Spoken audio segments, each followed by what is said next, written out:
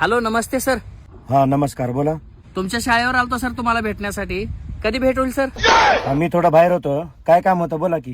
तुमच्या शाळेवर शिक्षकासाठी 2 जागा आहेत म्हणकी, त्याच्यामधल्या 1 जागेसाठी बोलायला आलतो सर तुम्हाला. असं, गाव कोणतं आहे तुमचं? माझं गाव देऊळवाडी आहे सर. देऊळवाडी का? बरं बरं. काय शिक्षण झाले तुमचं? डीएड आणि टीईटी पास आउट आहो सर. अच्छा, 2 शिक्षक तर लागणार आहेत आपल्याला, पण तुम्ही किती देऊ शकता हो? का द्यावं लागतं सर? सगळं उघडपणे सांगावं लागतंय का हो तुमच्यासारख्या शिक्षण झालेल्या लोकांना? डोनेशन दिल्याशिवाय आजकाल काय बी होता येत नाही. एवढी गोष्ट कळणार तुम्हाला? डोनेशन म्हणलं तर पैसे का किती द्यावं लागतील सर?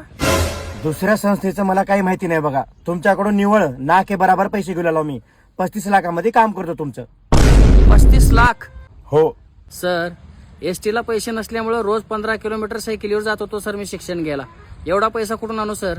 असं, तुमच्याकडे जर पैसे नाहीत नाही तर शिक्षक व्हायचं स्वप्न बघू नका. नोकरी भेटेल म्हणून एवढे वर्ष मी शिक्षणाला दिला सर. नोकरी नाही तर दुसरं का करू?